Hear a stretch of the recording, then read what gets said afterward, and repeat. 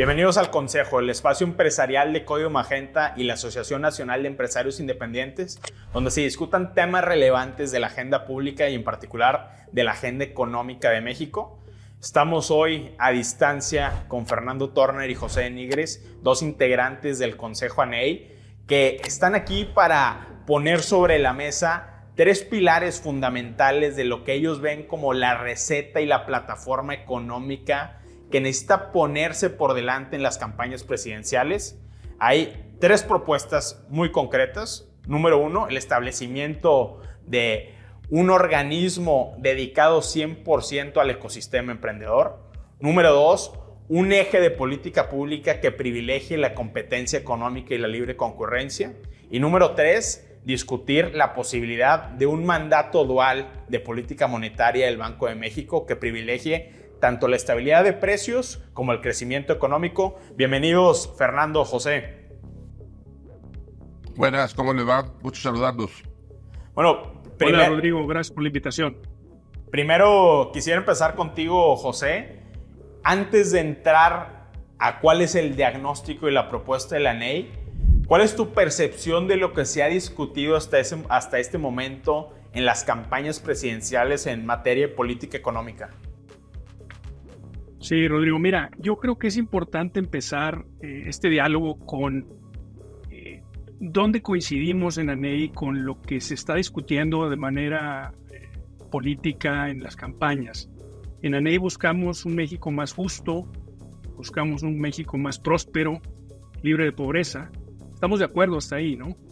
Y las propuestas pues se siguen quedando muy poco aterrizadas, ¿no? Hay muchas promesas, hay muchas, bueno, como bien decimos, promesas de campaña, ¿no?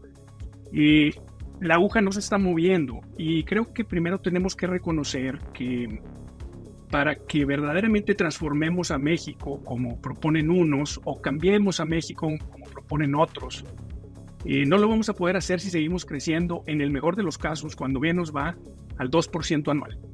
Entonces, hay que partir primero de decir cuánto tenemos que crecer para aspirar a transformar un país. Y el número ese tiene que ser 4, 5, 6% o más, sostenido por varios sexenios. Entonces, mientras las propuestas que nos estén entregando las campañas no hablen de cómo poder duplicar el potencial de crecimiento que hemos visto en los últimos 20 años en México, entonces estaremos perdiendo el tiempo, ¿no?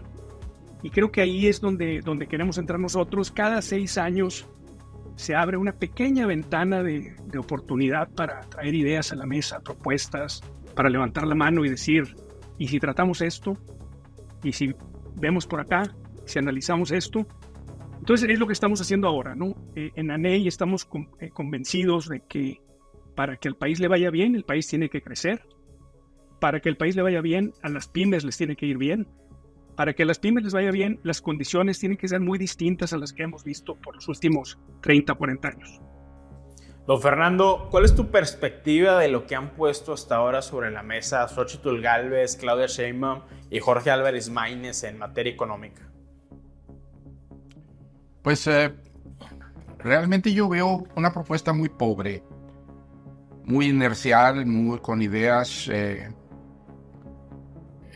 pues qué diría, antiguas, ¿verdad? Tratando de hacer, de que opere mejor ideas viejas.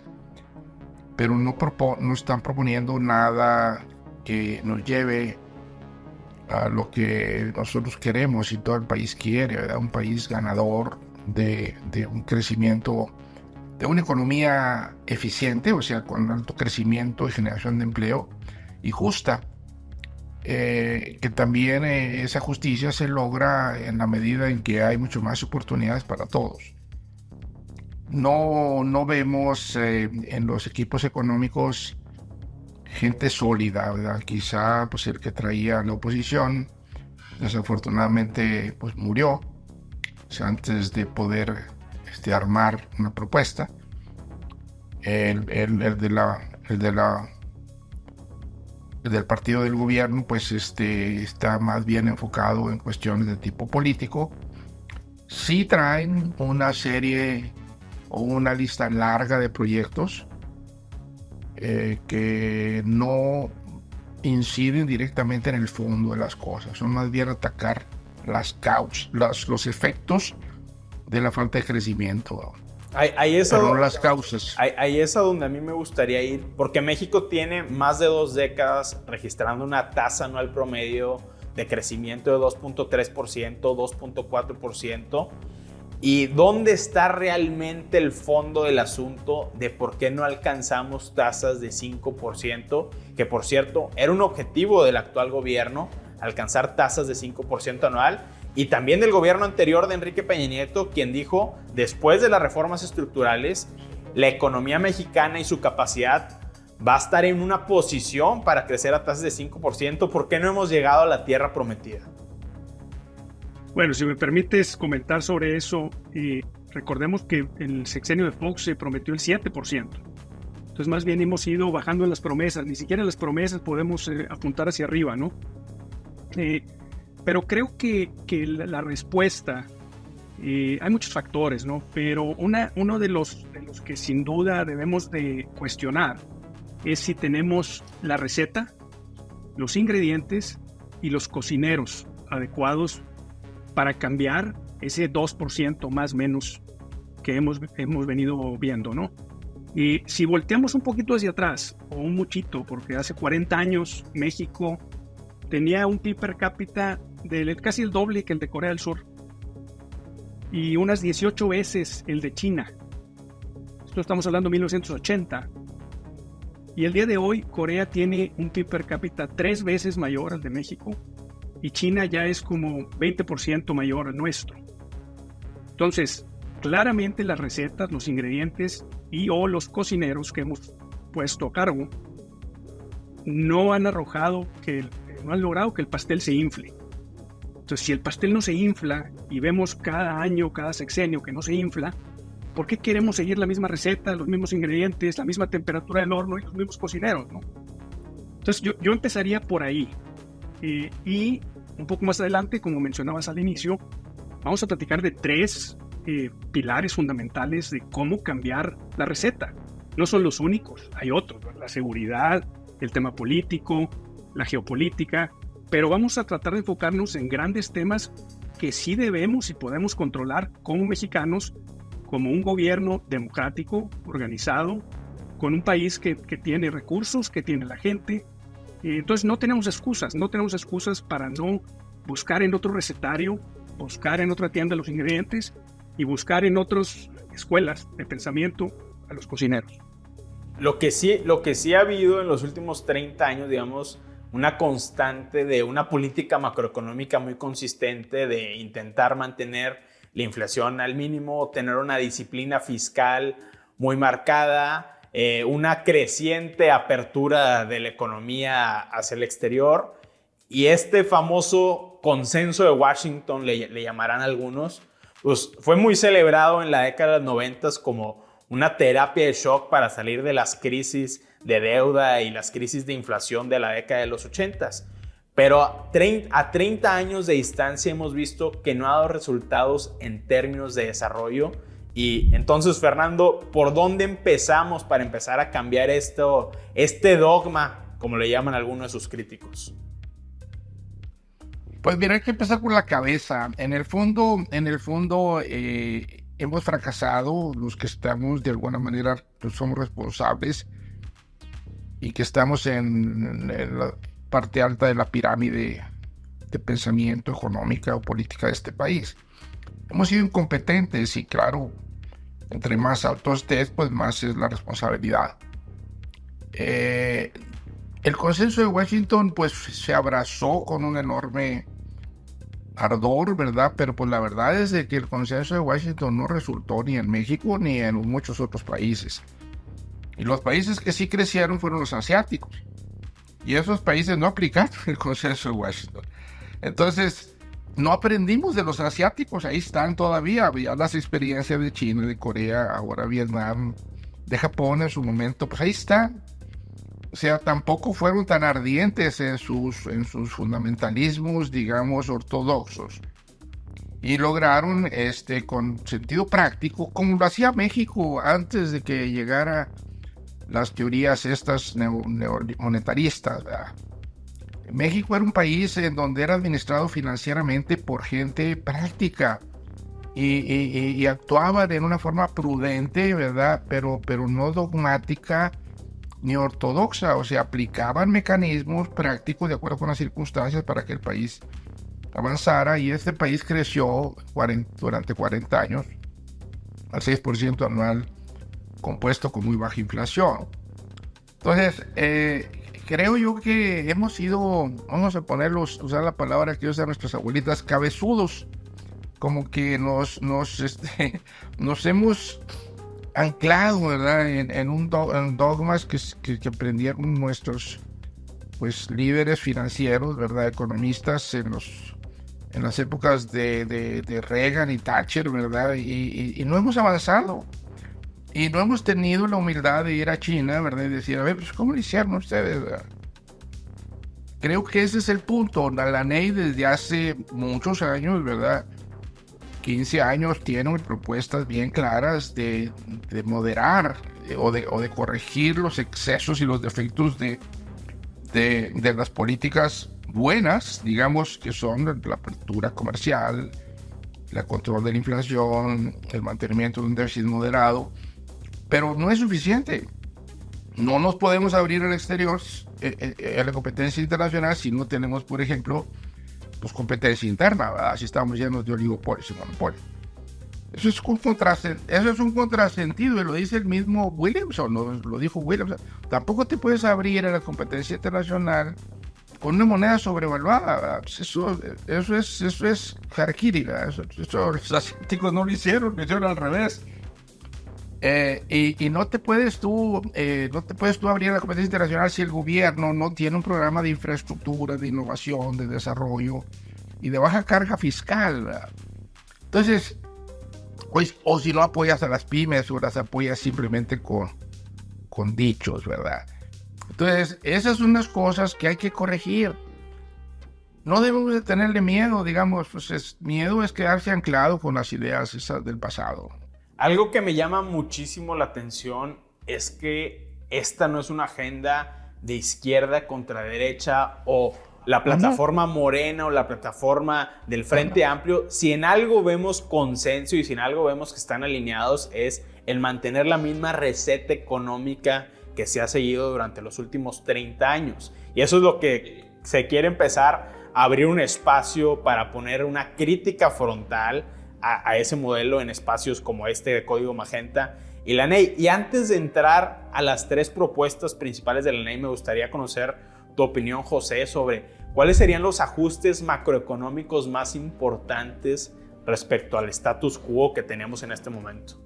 Bueno, yo creo que antes de entrar a hablar de variables específicas o de políticas específicas, es importante, como bien decías ahorita, y en ANEI lo creemos y lo sostenemos, no es izquierda contra derecha, no es buenos contra malos, y creemos firmemente que no podemos dejar todo en manos del gobierno, y creemos también firmemente que no podemos dejar todo en manos de oligopolios del otro lado.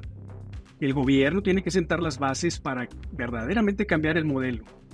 Y eso se define como incentivos, ¿no? Y no me refiero a incentivos como transferencias de recursos o de dinero a empresas, sino más bien el alinear la situación, el quitar obstáculos, el promover ciertas inversiones, el abrirle las puertas a quien invierte, en lugar de hacerlo al revés, ¿no? Entonces, podemos hablar de muchas variables económicas. Empezaríamos, y creo que una de las más importantes que a muchos les quita el sueño hoy, es el tipo de cambio, ¿no? Estamos hablando de que tenemos una política monetaria o es una política cambiaria, ¿no? Por un lado, nos quieren vender la idea de que el peso flota libremente, cuando pues, sabemos que el Banco de México tiene en la mano, el pie o todo el peso sobre la báscula, ¿verdad? Entonces ahí es donde es un poco confuso esto, ¿no? Y entonces, sin duda, la política monetaria tenemos que emplearla para lo que es. No podemos dejar que algunos tomen un libro de política monetaria de los 80s, como bien decía don Fernando, y quieran aplicar solamente unos capítulos al 100% ortodoxos y olvidarse de otros. La política monetaria también sirve para estimular el crecimiento, promover la inversión, modular el ahorro, distribuir recursos, un sistema financiero saludable. Por más que tengamos un mandato único, el Banco de México nos está quedando a deber. A ver, esta parte es fundamental porque en este momento, en la opinión pública y en el discurso político, se vende la apreciación del peso como un triunfo para el país y un triunfo político para la administración en turno. Es decir, la gente que en el discurso político evalúa cómo le ha ido a un gobierno o a otro en materia económica, pone de relieve la apreciación o la depreciación del tipo de cambio como un indicador de éxito o fracaso, cuando pues, sucede todo lo contrario. Y me gustaría que ahondaras en esa parte, José, sobre todo de los costos asociados a tener un tipo de cambio sobrevaluado. Sí, mira, yo creo que todos los mexicanos que tenemos más de 40 años tenemos un trauma, por más que no lo queramos aceptar, de un trauma cambiario, ¿no?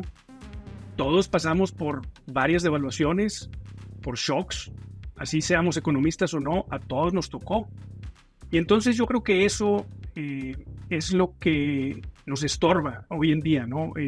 La idea de que alguien nos dice, nuestro subconsciente nos dice, el tipo de cambio está fuerte, el peso está fuerte, eso es bueno. Pero todos los datos y todas las variables económicas en el mediano plazo nos dicen, nos gritan que eso no es bueno.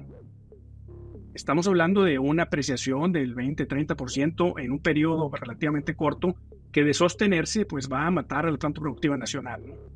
Entonces, pensar en que tenemos un aparato como el del Banco de México, donde están algunas de las mentes más brillantes, más educadas de México, y decirles y pretender aceptar que está bien que se mantengan solamente con ese mandato único de apreciar el peso para hacer un backstop, para usar el peso como un backstop de inflación. Creo que es como tener a Messi en tu equipo de fútbol y decirle que solamente puede disparar de media cancha y con la derecha. No te va a servir de gran cosa. Mejor vamos a tener un algoritmo en lugar de tener todos esos cerebros PhDs en economía de las mejores universidades del mundo. Si lo único que necesitamos es un algoritmo que nos diga cuál es el spread contra la Fed y cuál es su nivel de tasas reales que permita que el peso se mantenga en un nivel donde podamos seguir importando inflación baja. Y se acaba el tema. Don Fernando, a ver, aquí ya quiero empezar por una de las tres propuestas de la ley, la que a mi juicio es la más significativa por el contraste que marca con la agenda actual, y es la de tener un mandato dual para Banco de México, un mandato que privilegie crecimiento y actividad económica y un mandato que privilegie estabilidad de precios. ¿Por qué insistir en este mandato dual? Que, por cierto, el sistema de la Reserva Federal de Estados Unidos tiene un mandato doble. Mira, una de las grandes equivocaciones, errores mentales que tenemos en México es eso de que un peso sobrevaluado es bueno. Es malo. Final de cuentas, es tan malo un peso sobrevaluado como un peso muy subvaluado. Hay un nivel de equilibrio y la política monetaria y la política, digamos, cambiaria y las facultades del Banco de México le permiten intervenir, y de hecho lo hace. Debe de tratar de mantener un equilibrio entre el valor real de la moneda, que es lo que puede comprar realmente aquí en México y fuera de México, que sea algo equivalente, se empaten. Si aquí se puede comprar poco y el peso vale mucho, pues está más mal, y al revés. Entonces, ese es uno de los grandes errores y es muy difícil de explicarlo porque en el periodo, digamos, más monetarista que acaba de pasar, y pues no ha cambiado mucho eso, ¿verdad? Se vendió la idea de que los perversos exportadores eran los que querían un peso devaluado. No es cierto. La verdad es que los exportadores son quizá los menos afectados en esto, o sea, de los menos afectados, porque de alguna manera los exportadores importan muchos insumos, ¿verdad? Y pues ahí se amortigua el efecto. Y también muchos exportadores deben dólares y entonces ahí se amortigua, aunque sea contablemente el efecto. Pero a la larga, eso genera un desbalance en la evaluación de otros activos, de los bonos mexicanos, de las acciones, de los terrenos, de los edificios, de todo eso, que eventualmente va a agarrar su nivel, ¿verdad? Y todo el avance que puede hacer el Banco de México con su política, ¿verdad?, de inflar el peso, o que está originando la inflación del peso, y esa es la única razón por la que el peso está como está, es la política monetaria y el nivel de tasas de interés. Eventualmente eso va a agarrar su nivel, ¿verdad? Ya cuando crean que ya llegaron a la cúspide de la montaña como Sísifo, ¿verdad?, se les viene todo para abajo. Porque es algo, está basado esto en un desequilibrio, no tiene que ser así. Entonces, nosotros pensamos, y nunca pensé yo que iba a citar a Carstens, ¿verdad? Pero pues un artículo de Carstens reciente, pues dice que una política monetaria moderna de los países emergentes, pues requiere más complejidad que la parte mecanicista que opera el Banco de México, ¿verdad? Requiere algo de más sofisticación, ¿verdad? Porque hay complejidades. Por ejemplo, si tú subes mucho el tipo de interés, muchísimo, pues vas a desplomar la actividad económica. El Banco de México, aunque no lo diga, pues le preocupa no desplomar de más la actividad económica, aunque no tenga ese mandato. Porque si no, pues las tasas de interés estuvieran al 20%, y a lo mejor la inflación ya estuviera combatida. Entonces, claro que le preocupa también eso al Banco de México, y también le debe preocupar el tipo de cambio, puesto que su política monetaria claramente tiene un efecto en el tipo de cambio. O sea, tú haces una política monetaria restrictiva, pues el tipo de cambio va a subir, y al alza el tipo de cambio va a bajar. Con un diferencial de tasas de interés de 6,5%, que es históricamente muy alto, ¿verdad?, según la Reserva Federal, pues claro que el peso se ha apreciado. Y esa es la razón principal. Y es sorprendente que haya economistas, la mayoría de los cuales, o analistas, para no decir economistas, analistas que nunca han invertido un peso ni han participado en el mercado de nada, más que de ideas, digan que eso no es malo y que eso no es causado por el Banco de México. Claro, que abran los libros, que abran la exposición de Carstens en el año antepasado, el año de la pandemia, y ahí les voy a decir Carstens, claro que lo afecta. Y no pueden explicar el aumento de tipo de cambio ni por aumento de productividad, que no la ha habido en México, está estancada, ¿verdad?, ni por un movimiento de remesas que se ha aumentado, pero pues, es un movimiento, aunque haya aumentado 50% de las remesas, no representan tanto para la economía, ¿verdad? Ni pueden explicarlo por el precio del petróleo, ni por la entrada de capitales, fíjate. Porque ni ha entrado ni ha salido muchos capitales. El lío está en el mercado especulativo de futuros. Ahí Así está. Es. Entonces, el famoso el Banco carry de trade México, le llaman los financieros. sí. Esa es una especulación de alguien o de un grupo de gentes o de un grupo institucional que está ganando dinero a base de un carry trade de múltiples monedas. Difíciles de explicar, pero así es. ¿Eso no le beneficia al país? Eso, el hecho de que el peso mexicano sea una moneda de altísima, digamos, operatividad en el mercado especulativo, no nos beneficia en lo más mínimo. Escribí esta semana, o hace unos días, José Nigris, un artículo que a mí me pareció muy interesante, que ponía ejemplo la familia Reséndez, la familia Tanaka, y la Sí, relación que tenían ellos con un peso sobrevaluado. Y me gustaría que comentaras, a lo mejor de manera muy resumida, José, este ejemplo, porque es una analogía muy buena de cuáles son los costos implícitos o explícitos incluso de lo que es tener un peso sobrevaluado. Sí, y el ejemplo ahí en particular es una familia en México contra una familia en Japón, y también de una empresa japonesa instalada en México para exportar a Estados Unidos. Son dos casos que mostré por ahí.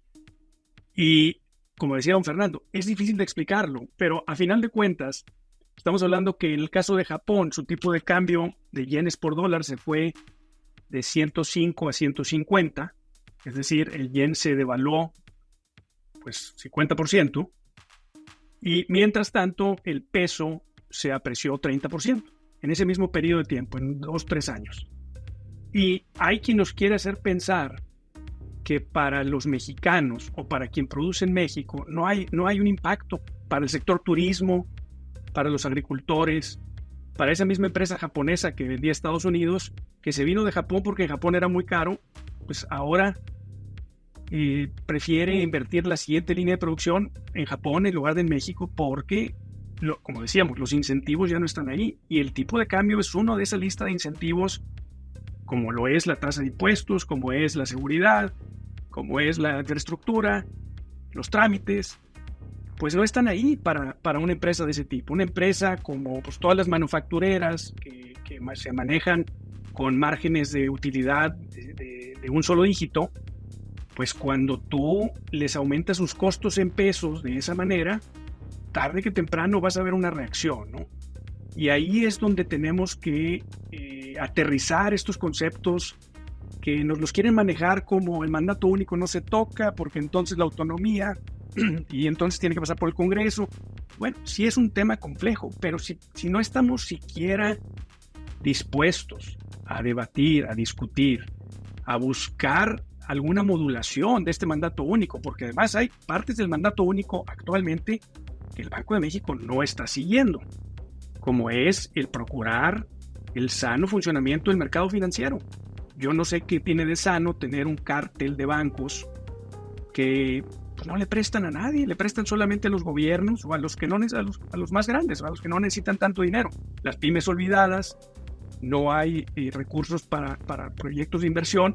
La pyme que se quiere aventar a invertir, pues el banco le va a decir que no, tiene que acabar con las microfinancieras y las tasas. Tú comparas la tasa de una pyme en Estados Unidos, que eso nos podrá llevar al tema del Small Business Administration. La tasa que una pyme obtiene en Estados Unidos contra la que obtiene en México, pues ya desde ahí los dados están cargados. Y es muy difícil quererle pedir a la empresa, al empresario en general, oye, haz tu chamba cuando no le pones los incentivos, no le quitas los obstáculos de una manera en la que por lo menos tenga posibilidades de meter las manos contra la competencia externa. Entonces está el tipo de cambio, sin duda, eso afecta a quien compite contra empresas en Japón o en Corea o en China, ya sea por los mercados de exportación o bien por el mercado nacional. Me gustaría situar esta discusión y este debate en una coyuntura muy comentada que se ha vuelto ya más tema de moda que realidad, que es el nearshoring. Porque el nearshoring, las cifras de inversión extranjera directa, de realmente nueva inversión extranjera, pues no están ahí, al menos de acuerdo a los datos de la Secretaría de Economía. Pero sí hay una narrativa muy importante de que representa una oportunidad histórica para el país. Y a mí me parece que hay una profunda contradicción entre tener una política monetaria con un tipo de cambio sobrevaluado y al mismo tiempo estar promoviendo esta idea del nearshoring. Fernando, ¿cómo situamos entonces este cambio que propone la NEI en esta coyuntura? Y definitivamente hay una profunda contradicción y otra vez somos duritos de cabeza, no hemos aprendido lo que nos pasó con las maquiladoras. Las maquiladoras pues no se han integrado en estos 35, 40 años, ¿verdad? Que se adoptaron como una solución emergente. Lo mismo va a pasar con nearshoring. En nearshoring se van a venir las empresas a tratar de dos cosas: aprovechar el mercado nacional con sus insumos baratos y dos, tratar de exportar hacia otros mercados, principalmente Estados Unidos. Y en ambos casos, con la situación actual monetaria y de cambiaria, les conviene más integrarse lo menos posible. O sea, hacer lo menos posible en México. Yo soy empresario, yo soy inversionista extranjero en China, en Corea, en Polonia, y en Estados Unidos y aquí. Entonces, y claro que te mueves por esos incentivos. Si te sale más caro importar, porque vas a invertir en fabricar aquí. Vas a importar. Y vas a tratar de cumplir las reglas de origen de Estados Unidos o de México, ¿verdad? Si las impusiera, que no hay, tratando de mover las partidas arancelarias, salto de partidas allá, y con la menor posibilidad de integración. Entonces vamos a ver muchas plantas que van a fabricar, digamos, lavadoras, por decir algo, ¿verdad? Pero con insumos chinos y no con insumos nacionales, porque cuando salen a comprar, pues no sé, un tornillo, empaque, uno que se van a encontrar con que es mucho más caro que en sus países de origen por el simple hecho del tipo de cambio. Entonces, nos vamos a quedar con un nearshoring pequeño, porque además tú como inversionista pues vienes con la idea de comprar un terreno relativamente a buen precio, y los terrenos con la apreciación del tipo de cambio pues subieron. Como subieron el costo de los edificios, como subieron las rentas, ¿verdad? Por el efecto del tipo de cambio y por efecto de las altas tasas de interés, las dos cosas juntas. Entonces, ya te desanima, dices, oye, espérame, si yo en Estados Unidos, en Texas, a lo mejor compro un terreno industrial a $50 el metro cuadrado y aquí vale 100. Y el edificio, ¿verdad? Vale 100 allá en Texas y aquí vale 130. Entonces tú te empiezas a cambiar tu forma de pensar cómo instalarte aquí, o reducir tu inversión aquí y buscar otros países, incluyendo Estados Unidos. Eso es lo que va a pasar. Va a pasar eso, y va a pasar también otra cosa clarísima, ¿verdad? Los agricultores, los ganaderos van a dejar de producir, y ya lo están haciendo, y ya lo estamos viendo, ¿verdad?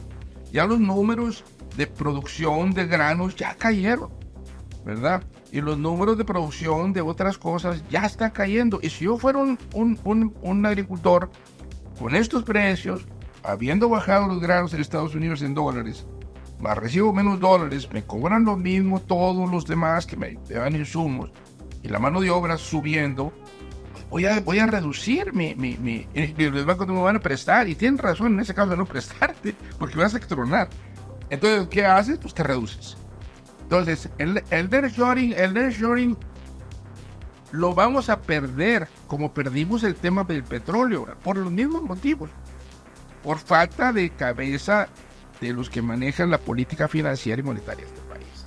Me gustaría llevar ahora la conversación al segundo pilar de la plataforma de la NEI, que es promover un mercado interno sólido con base en la competencia y en la libre concurrencia. Y aquí yo sí veo muy marcadas dos posturas en la campaña. Por un lado, el oficialismo, que con la desaparición de los órganos autónomos no ha dado todavía alguna propuesta de qué organismo o qué política pública va a sustituir a la Comisión Federal de Competencia Económica, más allá de la concentración de esa toma de decisiones en el Poder Ejecutivo, específicamente en la Presidencia de la República. Y veo por otro lado la propuesta de Xochitl Gálvez, que ahí sí es mantener un poco el status quo, que al menos desde el punto de vista, y esto es lo que yo leo de la NEI, pues ese status quo también ha sido insuficiente para promover la competencia y promover un mercado interno sólido que se deshaga de estos carteles y estos oligopolios. Tus comentarios, José, en este sentido. Mira, mi primer comentario sería una pregunta, Rodrigo. ¿Realmente creemos que la COFECE y la Ley Federal de Competencia han sido exitosas en México? Y la voy a dejar como una pregunta retórica, creo que no necesita respuesta. Esta semana, hace unos días, Europa lanzó otra investigación de prácticas de dominancia o de anticompetencia contra Google, Apple y no me acuerdo quién más, como lo hace 3 o 4 veces al año, ¿verdad? Y están preocupados porque los consumidores están afectados por el bundling, por diferentes políticas que van en contra del tema de competencia. En México, pues caray, me parece que pensar en regresar al status quo que era donde estamos, básicamente, porque no se ha movido nada. La propuesta del presidente ahora es desaparecer estos órganos autónomos, y la verdad es que personalmente me suena como algo razonable. Faltaría el paso 2, ¿qué va a haber después, no? Pero si yo tengo algo que no funciona, es como cuando tienes algo ahí que en un closet que no funciona y no lo quieres tirar porque capaz que algún día lo vas a necesitar, pero si no te funciona, da lo mismo si lo tiras o lo dejas guardado. Ahorita tenemos una COFECE y una ley que están guardadas en el closet, y tenemos una propuesta de quien dice vamos a sacarlas y a tirarlas. Vamos a acabar donde estábamos. El chiste es qué más que nos van a poner, ¿no? La COFECE, y los invito a que busquen un rato más en su sitio de internet, traten de accesarlo. No funciona ni el sitio de internet. Y lo busqué hoy en la mañana y lo estuve buscando por varias horas porque quería hacer una consulta. No funciona. Se abre parcialmente y después marca error. Lo que se alcanza a ver de lo que abre el sitio de internet. Dice un lema, que no sé si vendan camisetas con eso, dice: más competencia para un México fuerte. Qué bonito. Es casi como las gorras esas rojas que vemos en algunos lados en un país al norte de México. Más competencia para un México fuerte. Tal vez si le ponen las siglas puedan vender gorras. También nos dice que la COFESE, en otra parte del eslogan, que sí aparece antes de que salga el error en el website, dice que con su trabajo busca mejores condiciones para los consumidores, que se ofrezcan más servicios de mayor calidad y que haya un terreno de juego parejo para las empresas. Entonces, si yo soy una pyme, si yo vengo aquí a platicar con ustedes como representante de la NEI, para mí eso es una bofetada. Y como yo, muchos ofendidos totalmente por organismos que hacen como que hacen, funcionarios que hacen como que hacen. Y entonces uno tiene que hacer, pues, o como que paga impuestos, o como que se atiene a las reglas, o como que, ¿verdad? No nos dejan opción más que decir: oye, hay que hacer algo con esto. Por las buenas primero, ¿no? Eventualmente va a haber quien se desespera, ¿no? Bueno, y esto nos lleva en ese sentido a la que es la primera propuesta de la NEI, que es la construcción de un organismo que desde el Estado mexicano verdaderamente represente y atienda los intereses de no solo el ecosistema emprendedor, sino de todas las pequeñas y medianas empresas que ya existen y ya operan en este país. Y aquí mi pregunta para Fernando Turner sería: ¿qué tan diferente sería esta organización respecto a lo que existió anteriormente, que era el INADEM adscrito a la Secretaría de Economía? Bueno, tiene que ser, nosotros proponemos sea muy diferente. Pero tiene que ser un organismo que en primer lugar esté apoyado por el presupuesto público de sus gastos de operación, pero manejado de preferencia por empresarios. O sea, no quiere decir que un organismo empresarial y mucho menos las cúpulas empresariales, ¿verdad? Sino más bien por empresarios medianos y pequeños que hayan trabajado y sentido la falta de, número uno, financiamiento y su burocratismo. Número dos, la falta de representación política, porque pues está usurpada por cúpulas empresariales, ¿verdad? Y número tres, la falta de capacitación profesional buena, no dada por burócratas o ni siquiera por maestros, sino por los propios empresarios. El modelo es el modelo americano, se ha copiado en 40 países. El INADEM estaba muy lejos de eso por miles de razones, pero especialmente por falta de cabeza. En el Small Business Administration tiene reglas bien claras, es un organismo no burocrático, son procedimientos ágiles. Está manejado siempre por un empresario que depende directamente del presidente de la República Americana, de la Casa Blanca, que ese empresario generalmente es chicano y generalmente es mujer.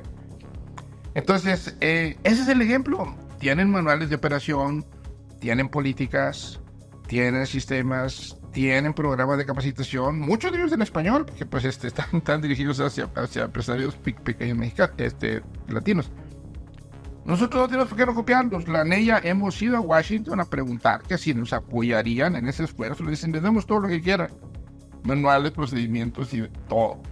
Entonces, aquí eso no ha funcionado, primero pues por los funcionarios que creen que el gobierno debe de llenarse de funcionarios y aparato y presupuesto y burocracia, ¿verdad?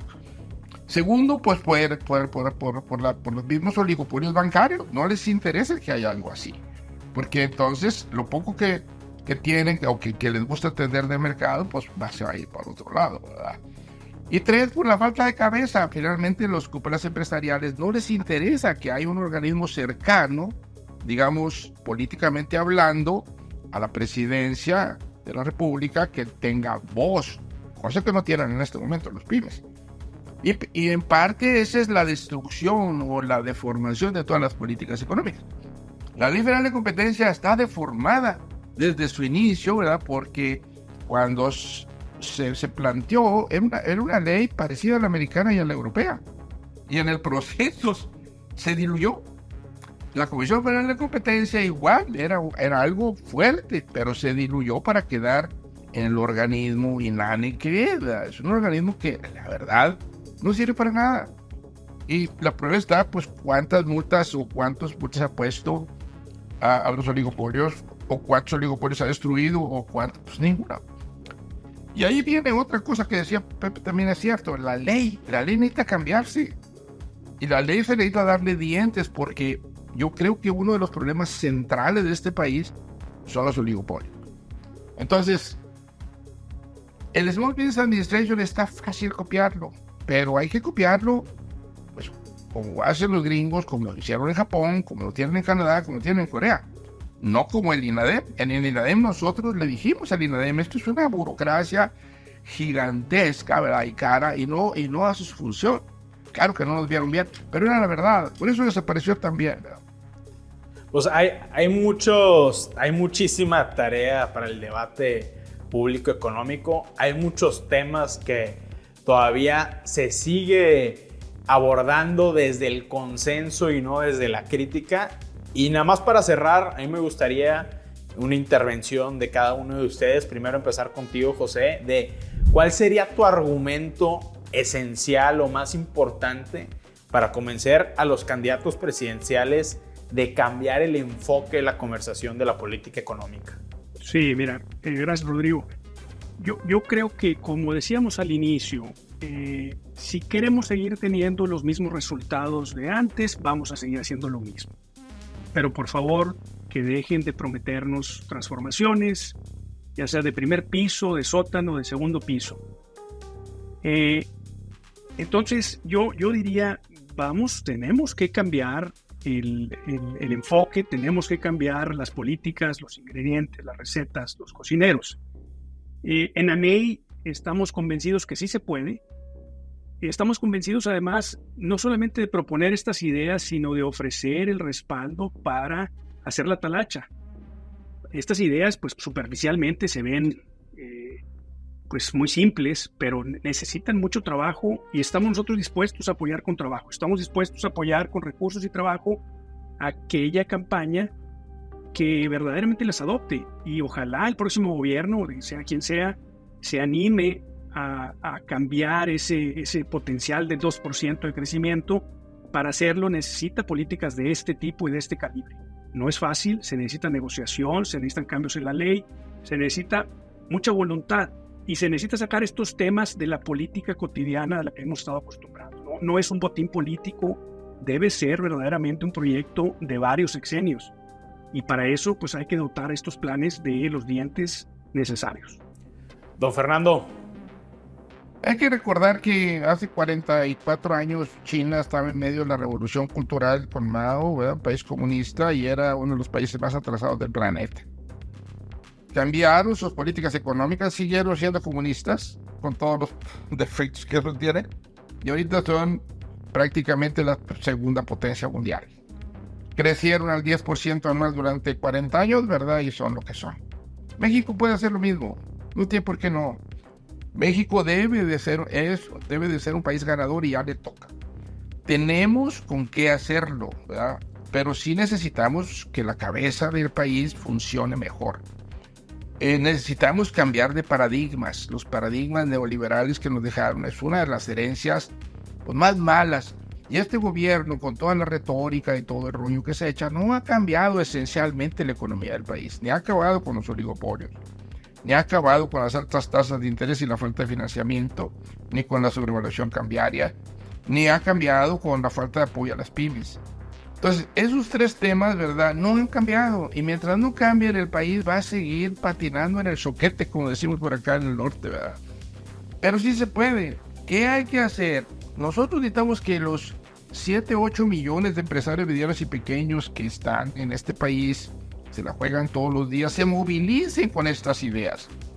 A veces, pues, no entienden que estas ideas son las fundamentales y están muy embebidos en los dogmas pasados, en la propaganda anterior.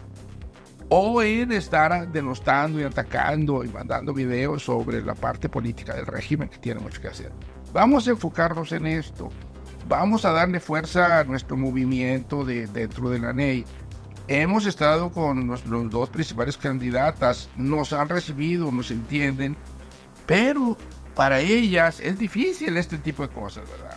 Entonces necesitamos presionar, necesitamos estar presentes, necesitamos decirles, como les hemos dicho en la ley, que solamente vamos a apoyar y a votar por aquella que apoye estas ideas y no por un color o no por otro color, ¿verdad?